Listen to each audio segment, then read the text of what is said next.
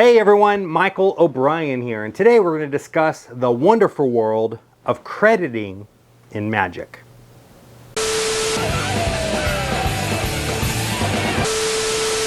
Hello my friends, and welcome back to another episode of Advice for Magicians, where my job is to make you the best possible entertainers that you can be. Now, in the intro I talked about crediting in magic, and no, I'm not talking about like a credit account or owing money to anyone or having them defer payments or any of that. No, I'm not talking about that. I'm talking about giving credit where credit is due. You know, if you perform something, or if you're going to discuss a piece of magic or something like that, something that you have not created yourself, it's always a good idea to let others know who the original idea belongs to, right? And there's a lot of, let's just call it mucky muck in the world of crediting, especially when it comes to magic, because there are so many hands touching everything when it comes to the magic that we perform, right? Like, how far back do I have to credit? I'm doing a double lift. Do I need to credit someone from like 100,000 years ago whenever the double lift was invented? You know, I'm doing a live performance. Do I have to credit who the trick belongs to in the middle of my live performance, right? Do I have to be like, and that was the fabulous Flubajube by Penguin Magic? You know, do I have to do that in the middle of a performance? We're going to talk about that in this video. Now, before I do, of course, just a couple of announcements. If you have not already done so, please go ahead and click the subscribe button, and don't forget to ring the bell. That way you know anytime I upload a new video. And we are almost at 10,000 subscribers. So as soon as we get there, we're gonna be doing a big 10K giveaway where you guys have a chance to win some fabulous prizes. And speaking of prizes and interesting and fun things to add to your act, if you guys are in the market for a new trick, please head over to o'brienmagic.com and check out my online magic shop. All kinds of fun goodies for you guys to discover over there. And last but not least, if you'd like to support the channel and unlock some bonus content right here on YouTube, please go ahead and become a member. You can do that by clicking the join button below this video or visiting the membership tab on my channel. At this time, I'd like to welcome some of our newest members. So ladies and gentlemen, please give a warm welcome to Maxime Laliberte, I hope I said that right, Murray Beatty, Ty Daly, Mike Marlowe, John Phillips, and Scott Lewis. Thank you guys so much for becoming members. It is because of you that I'm able to keep this channel going. So from the bottom of my heart, thank you so much. Now, let's go ahead and discuss crediting in magic. All right, so the first thing that I want to talk about is, what is crediting, right? And basically all it is, you know, telling other people, these are the people that were involved in the piece of magic that I performed for you, right? It's giving credit where credit is due. Like when you go to a movie theater and you watch your favorite film, and at the very end, the credits start rolling, a list of names of all the people that were involved in that production. That is what I mean by credits. Now, I'm not saying that you have to do a whole credit roll at the end of, you know, everything that you do when you're out in the world performing. So let's talk about now, when is it appropriate to credit? When is it not appropriate to credit? And what are the different degrees of crediting? And I think it goes without saying, everything that I'm about to discuss in this video requires permission from the original creator of said effect, right?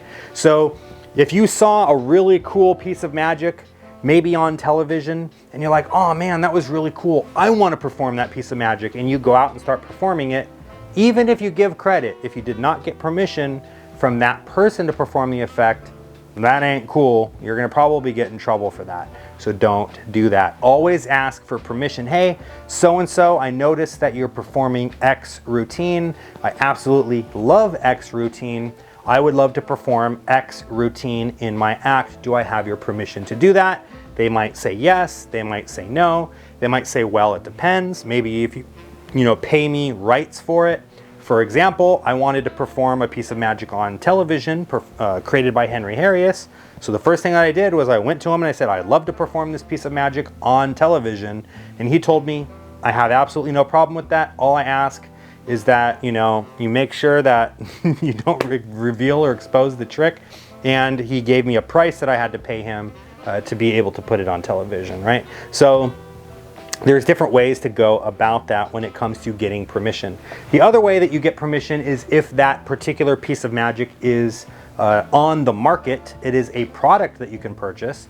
So for example, if you want to perform Pokemon Tea by Michael O'Brien, the best Pokemon card trick out on the market there, I would prefer if you didn't just like watch a YouTube video and saw it and kind of reverse engineered it and then went out and performed it. If you do that, you don't really have my permission to perform the trick.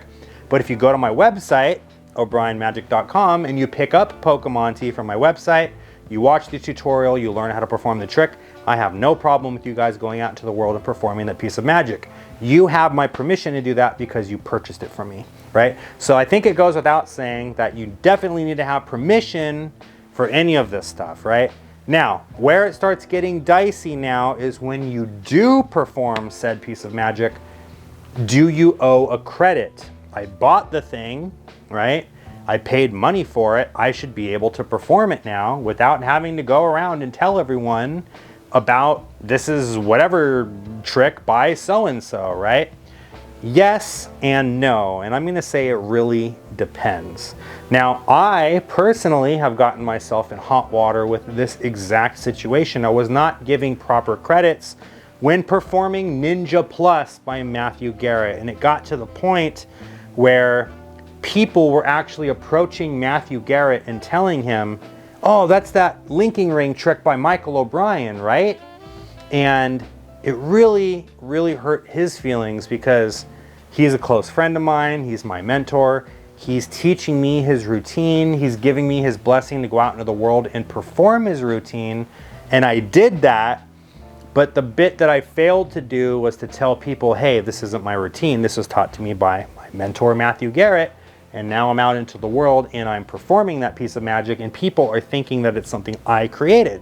And that's not the case. So Matthew Garrett didn't get his credit where his credit was due because I didn't tell people about that. Now, again, let's talk about when is it appropriate and when is it not appropriate to be crediting. Do I have to say, and that was Ninja Plus by Matthew Garrett after I'm done performing during an event? No, Matthew is not asking me to do that. He understands that when you're out performing to the public, it's sort of like behind the curtain that this is a product that you can buy. Like the general public is not supposed to really know or think about where did these magic tricks come from. Oh, that magician probably went on penguinmagic.com and bought that trick, right? It's not about that. It's about creating the mystery and the awe and all of this stuff, right? So when you're performing for the general public, typically speaking, if you're not crediting someone to the general public, no one is really going to be upset by that. Where people are going to be upset is when magicians are marketing pieces of magic to other magicians, right? So if one magician is posting a video performing another magician's trick, and the demographic, the audience of the people that are watching that video are also magicians, that magician has a right to be upset for that person not crediting them, because now what the magician that just posted that video is doing is making it appear as though that piece of magic that they're performing is something that they came up with. Now, why is it important that we give credit where credit is due? Let's rewind back to the Matthew Garrett situation. People were going to him and telling him that that was not his trick, that was a trick that Michael O'Brien came up with, right? Now, obviously, I wasn't telling people that, but people were assuming that was the case because they've seen countless videos online of me performing this piece of magic, and they just kind of assumed that this is Michael's trick because, well, Michael didn't say that it was by someone else, so I mean, it's probably his trick, right? He didn't say it was called Ninja Plus. He didn't say it was by Matthew Garrett. He's telling everyone this is the best version of the linking rings you've ever seen. And it truly is. So this must be his trick, right? And so what that does now is that tarnishes Matthew's reputation, because this is something that he spent a really long time, the better part of his life, giving birth to, right? This is literally his child. He came up with this piece of magic and he worked the crap out of it, put it out on the market, and now someone else is getting credit for it. So it's very, very important from a reputational standpoint. Now, it's also very important from a monetary standpoint, because now Matthew Garrett might not be making the money that he is owed off of that piece of magic. Maybe I'm making more money off of it, right? Because I'm getting more attention from it. I'm getting more sales from it. I'm getting more opportunities to lecture off of it. I'm getting more opportunities to do this, more opportunities to do that, because people are thinking maybe this is Michael's trick and not his trick, right?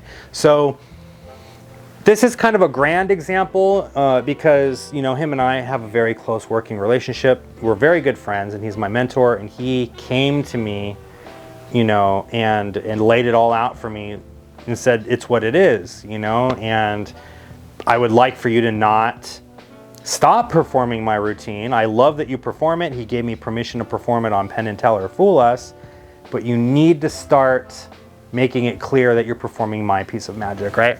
So whenever you're posting a video or performing to another magician, or the main demographic of the content that you're putting out is other magicians, you always, always, always need to credit. All you have to do is just in the bottom corner of the thing, just put Ninja Plus by Matthew Garrett and tag him in it. And that's all you have to do, right? And this isn't just about magic tricks. This is in everything, right? Like if you're an Instagram model and you post a picture on your Instagram account and it's a picture that another photographer took, you need to credit that photographer. You need to say photo by and tag the person in it. And it's the same thing with magic. Now, again, the lines are a little bit blurry when you're posting to the general public and it is a general public facing account. Like the main demographic of people that are watching your content are laymen. No one is really expecting that you have to credit in that situation. But again, if you're posting to you know, other magicians, or you're performing for other magicians, you definitely want to let them know. And the last bit of crediting that I want to talk about in this video is when you are coming up with your own pieces of magic and you are performing them and you are selling them, even more important, right? If you're selling and profiting off these pieces of magic, you definitely want to give credit where credit is due. And oftentimes the credit is because something influenced you, right? Like maybe you're like, man, I want to come up with this really cool triumph effect.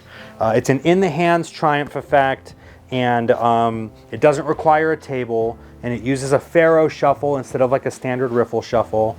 And there's another triumph like that on the market already. You know, J.C. Wagner and you know, Larry Jennings and Bill Goodwin, they're doing these like variants on this triumph. But I don't really like any of the versions that they do, because this version has this wrong with it, this version has that wrong with it.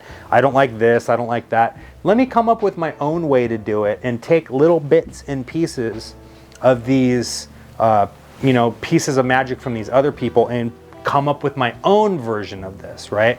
So now I come up with my own triumph and I release it out into the market and people absolutely love it. I need to make sure that people understand that I didn't come up with this completely, having ghosts throwing stuff through my phone at me.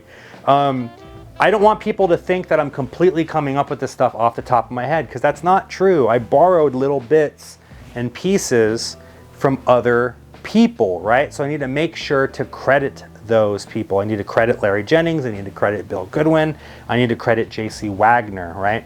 And it's a triumph routine, so it's probably a good idea to add some credits of other triumph performers in there, even if I didn't steal or borrow other pieces of their effect. It's probably a good idea to say, you know, another performer performs their triumph this way.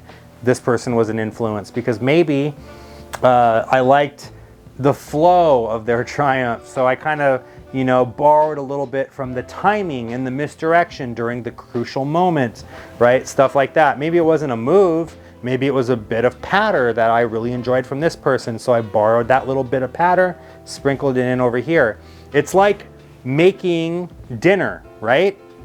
You're adding all these little ingredients, but you need to credit each ingredient to the person that came up with said ingredient, right?